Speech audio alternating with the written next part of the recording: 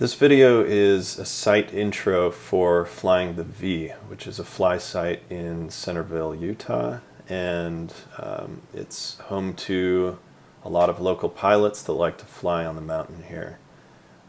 My goal with this video is to keep this very simple and not get too into the weeds on things that might be controversial or more advanced. So this is going to be a general site intro with tips that other pilots have told me and things that I've learned along the way flying this site. So as you can see on this screen, this is an overall bird's eye view of the whole area with the landing zone, the launches. You can see the road up to launch is this dirt road in the mountains. And the V, the reason this area is called this is because of this here, which is just the letter on the mountain for the local high school, Viewmont High. So that's where the mountain gets its name, if you're curious.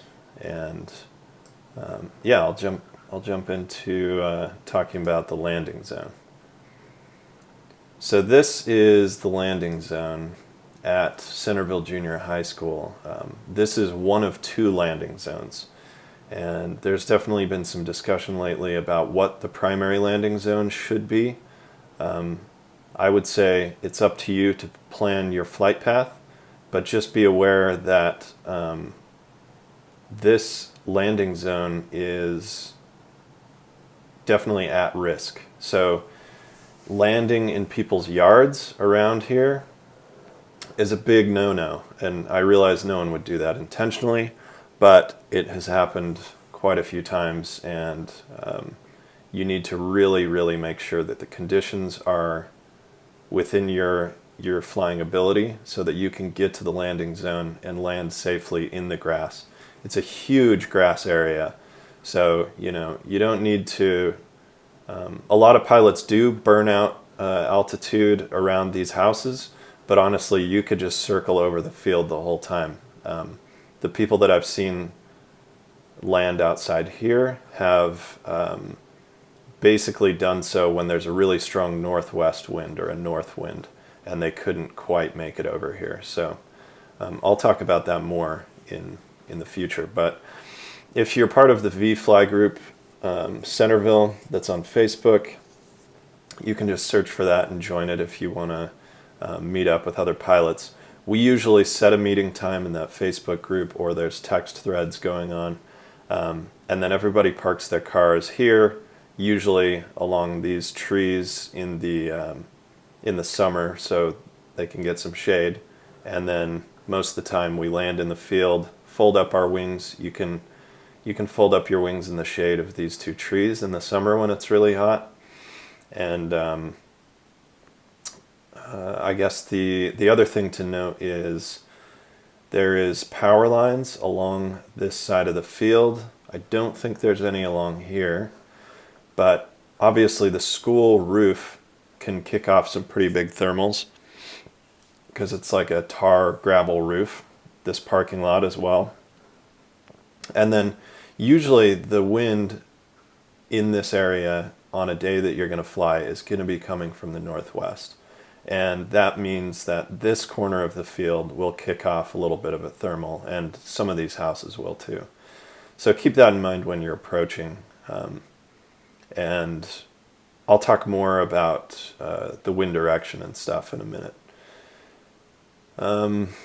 As for landing here, you should not land in the school yard during school hours. So we all know when the school year is. It's like September to June, I think. And so most of the year, and you shouldn't land there while school is in session. So if you need to land in another spot, you can land in the fire road, which I will show you in a minute. And there's also two soccer fields here and here. And a lot of times when you fly in, a lot of pilots land here and, just kind of anywhere in this area so that they're closer to the cars and folding up. You can really land anywhere. But if you're flying, you probably want to aim for, this area so that you have a little bit more room to burn out if you're flying into a northwest wind.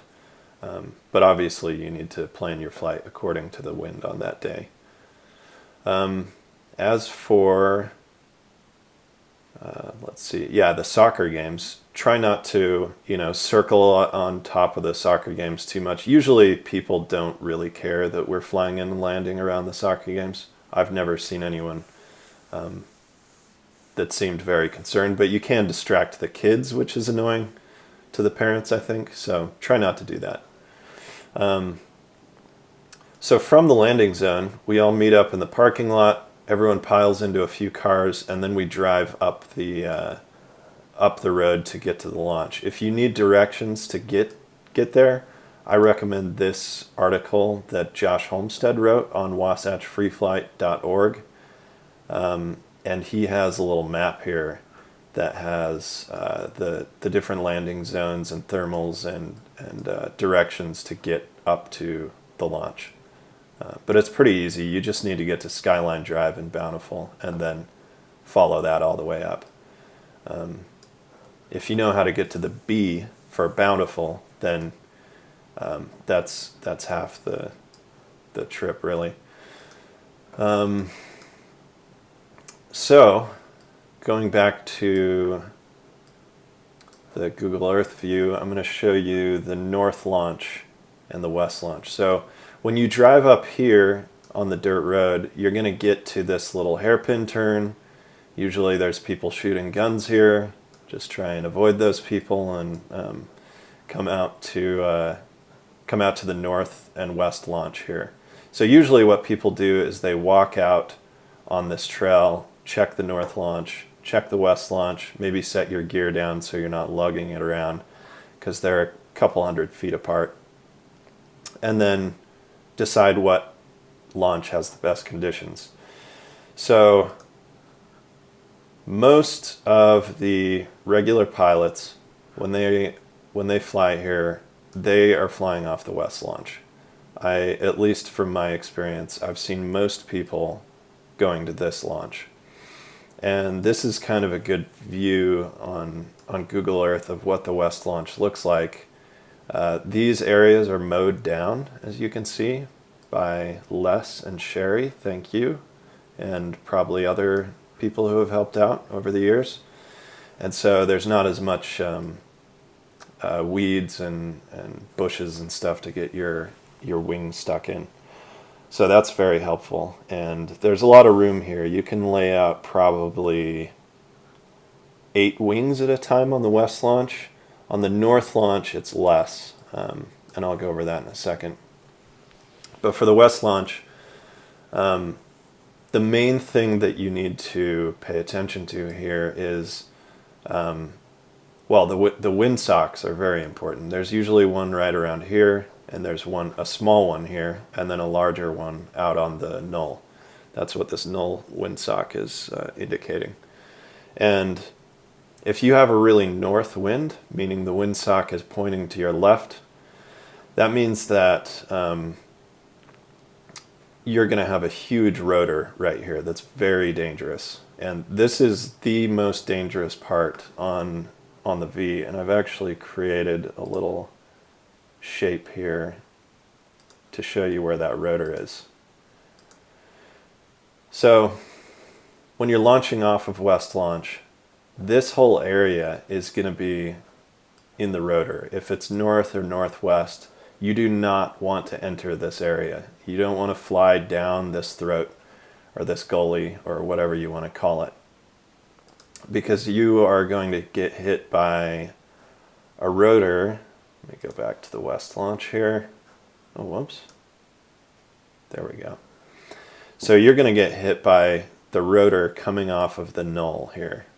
And you're not very high above the ground at that point, so it's extremely dangerous. If you have a collapse here, you're not high enough to deal with it, so it's very dangerous. Quite a few pilots explained this to me, but it took a while for me to understand exactly where they were trying to tell me, like, what the null was and what where this rotor area was exactly. But when you see on a north day, it's a little more exaggerated how steep this gully is, I think, in real life. So try not to, well, never fly down this. If you start running out on a forward launch, or if you do a reverse launch and you have to start running it out and you get down to 100 feet below the launch area and you're still not in the air, you need to just drop your wing, bring it back up, and reset up.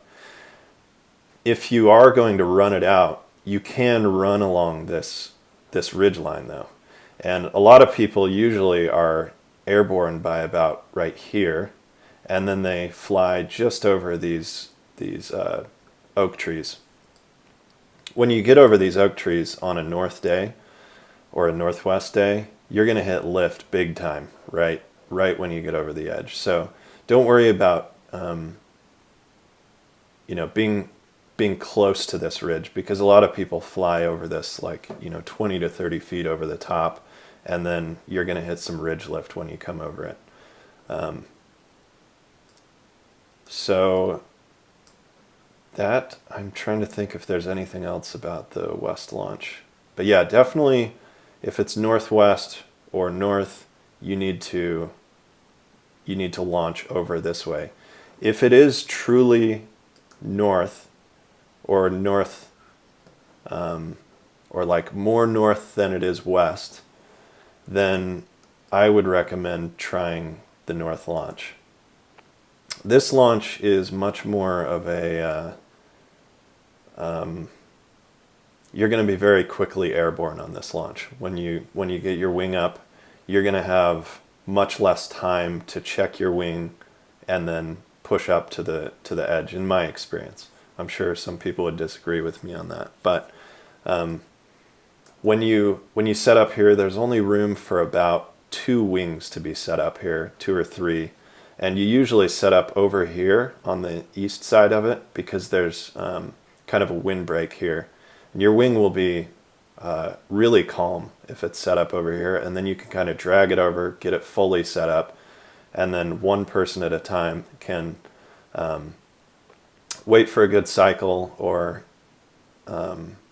maybe just wait till the wind is just right, get your wing up, and then push out there. But when you go off this launch, you do need a decent amount of wind, or else you're gonna be dragging your butt in these trees, and if you fall into these trees, it's just really awful scrub oak, and you're gonna be pulling your wing out of there for quite a while. That's one thing I wanted to mention is the wind here. If you're coming from the point of the mountain and you've been flying there a lot, then you probably are used to flying in faster winds than what you should fly in the mountains. And Josh talks about that in his article here, that he's saying, let's see, I'm not sure where he said that, but basically if the wind is over 10 miles per hour here, you're going to be getting into much sketchier territory than point of the mountain, because at point of the mountain it's a lot of smooth air, the wind direction is all the same direction. Here in the mountains, the wind can be going one direction here across this face, and be kind of coming down canyon here, or there's a lot of stuff going on in the mountains. And if you're not really experienced or well educated on mountain flying, you need to just only fly on days where it's probably really west or northwest, but not directly north. And the reason for that is just there's so much more rotor. So I would recommend going to fly on a day when the wind is more west than north, and never when it's east or really strong. So I think that covers the 2 launches. I guess I'll talk about the flight path here. So when you're coming off the west launch here. I've got this this set up. So you'll be able to see Centerville Elementary, the landing zone here. And it looks far. If it's your first time flying, you'll probably say, you know, oh man, I don't know if I can make it that far. But it's pretty easy to hit. That being said, you need to gauge your altitude while you're flying out and make sure that you feel comfortable about getting out there. In my experience, on a calm day without much thermals, it's really easy to hit. If there are a lot of thermals, then you're either going to have a really easy time getting out or you're going to drop really fast, because everywhere there's lots of lift, there's also lots of sink in between. So if you find yourself dropping pretty quickly, losing altitude, then the fire road is the best place to land for you. And honestly, the fire road is great to land in. I know there's a lot of discussion in the group about it, so I'm not going to say any opinions about which LZ you should use really. But you can land anywhere on this fire road here, and then cars can come and get you, even two-wheel drive cars. It's not a crazy road. It's pretty well maintained. And one recommendation that someone had was you can land on the fire Twin Hollow Park. Everyone calls this Cheese Park because there's a toy in there that looks like a big thing of Swiss cheese. And you can fold up your wing on the grass there, because a big complaint everyone has on the on the fire road is it's really hard to fold your wing up. You know, you have this dirt road that's not quite big enough to lay your stuff out on, and then there's cactus and little weeds and grass and everything around here. In my experience, it's also hot as hell on the fire road in the summer. If you land here, usually you're bundled up so that you can fly a little higher, and it gets really hot down there. So one thing you can do is, once you land, bundle up your wing, take off a few layers if you're hot, and then cruise down here, fold up your wing, and then someone can come from the LZ and pick you up. It's not very far. It's just right here. So it's a couple-minute drive. Or you could, possibly park your car in Cheese Park and just plan on that, which then you're an even shorter drive to the launch. So it's kind of up to you, but if you're heading out to Centerville Junior as your LZ, you need to make sure that you're going to hit it and that you feel very confident that you can land in this field. Again, it's a huge, huge field. It's very easy to land here.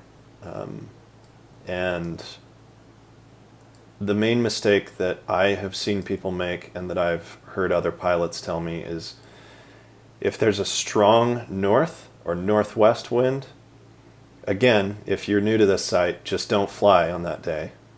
But if you're coming into the LZ and there's a strong north and northwest and you really want to go to Centerville Junior High School, then you need to approach over here so that you're not pinned out here and then trying to glide in and you short it and land in one of these houses' backyards. So make sure that you give yourself plenty of headway and that you're upwind when you get to the LZ, so that you can burn out and do circles. So you can get above the LZ and fly in circles, and one side of your circle is going to be way faster than the other. Plus, you're going to usually have a windsock set up right here that Sherry or Les or someone will set up if there's other pilots flying with you.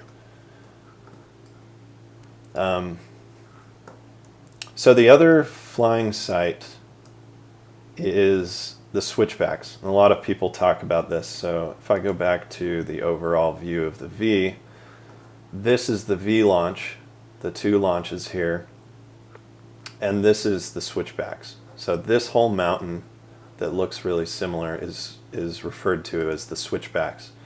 The reason for that is, I will show you, the switchback trailhead. So this is the trailhead. If you need directions to this, you can just ask people in the group, but it's pretty easy to get to. It's at the top of Parish Lane. This is Parish Lane, and then you're going to see this little building thing with a tiny road to the left, and just take a left there, and then you'll see a parking lot. Follow this trail straight east, and it turns into a ton of switchbacks that you're going to love. And this is a great hike, actually. I really enjoy it. Some people hate it. But you follow these switchbacks all the way up, and they will go back into the canyon a little bit. I'll show you that here if this will... This thing's like crashing or something. Let me go to the launch if I can. So here's the launch. Once you get all the way up the trail, and I wanted to show that the trail does go back into the canyon quite a ways right here, this big thing, and then it just works its way back. So when you do go back into the canyon and then turn around and come back out towards the face, you know you're getting close to the end of the hike. The launch for this is honestly, it's steeper terrain. It can be difficult in the snow. Some people end up penguin sliding and stuff, but on this one you don't have as much rotor capability unless you were to like go down here. But again, this needs to be, you know, northwest. I guess you could launch this in north conditions, but it's a pretty straightforward mountain launch as far as they go. So again, you can hit the landing zone, but you are a little bit lower than the V launch, as you can see there. Not a ton, but you can still hit the two landing zones at the Fire Road or here at Centerville Elementary. If you're going to be flying these sites, you should definitely try and link up with local pilots if it's your first time, unless you're like an expert at flying in the mountains and you can make your own decisions. Josh in his article has a few thermal triggers that he mentions in his article, or in the map that he created. One of them is this pond. A lot of pilots like to try and find thermals coming off this pond. So obviously if it's northwest coming this way, it's going to trigger off this corner and send a thermal up. Basically because, you know, the pond is a little bit cooler, and then it's hot here, and you're going to get a thermal that kicks off. The dikes, I don't know why this says bikes, but this is like dikes here, is another thermal trigger. So you'll find some pretty big thermals. In my experience, I have found thermals coming off of right here a lot. This is kind of like a little bench. So as you can see there, if you're lower, you'll find some thermals coming off this road and houses, and little bench here gets hit really hard in the late afternoon. Same thing with this. And honestly, there's you know, I've found thermals kind of all over the place. But another big thermal trigger is this outcrop right here, which is very obvious when you're in the air. It's a really rocky outcrop, and this thing is probably something you should avoid if you're a newer pilot on to this area, or if you're new to thermal flying, because this thing can really, it's like a big trigger that all of the energy in this face kicks off of these rocks, and it can have a big wake behind it too. So like on a day that you're flying in this bowl, which is another thing people like to do on north days, you can sometimes get hit by rotor coming off from the thermal that's coming off of this guy. So be mindful of that. With soaring the bowl, if the wind is north enough, you'll get a lot of ridge lift in this bowl here. And so you can fly back and forth.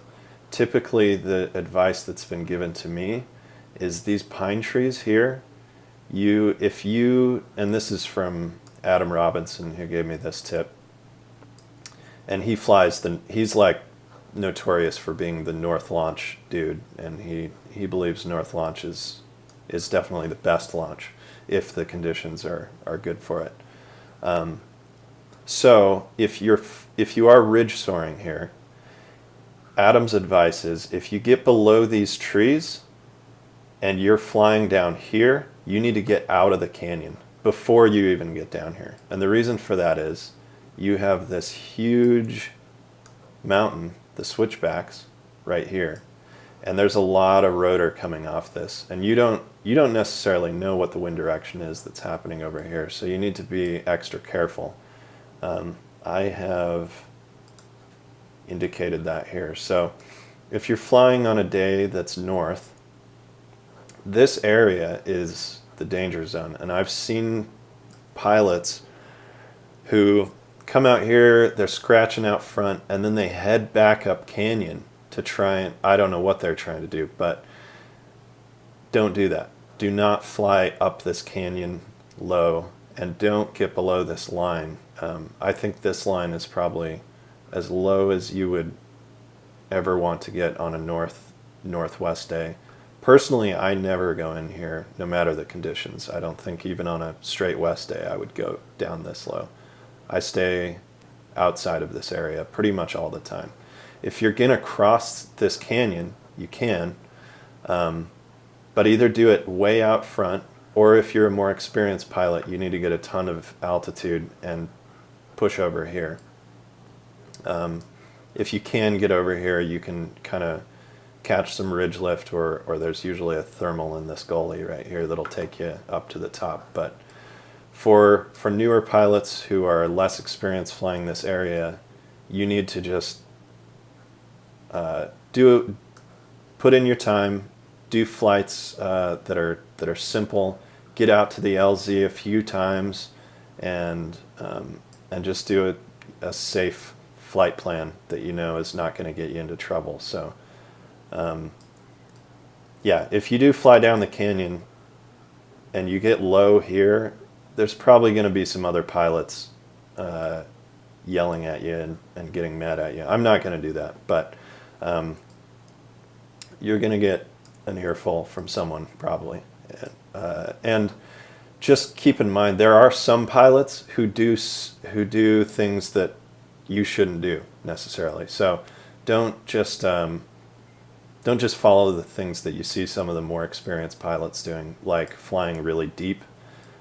You'll see people, take off, catch a thermal, head over the switchbacks, catch another one, start heading deep back here.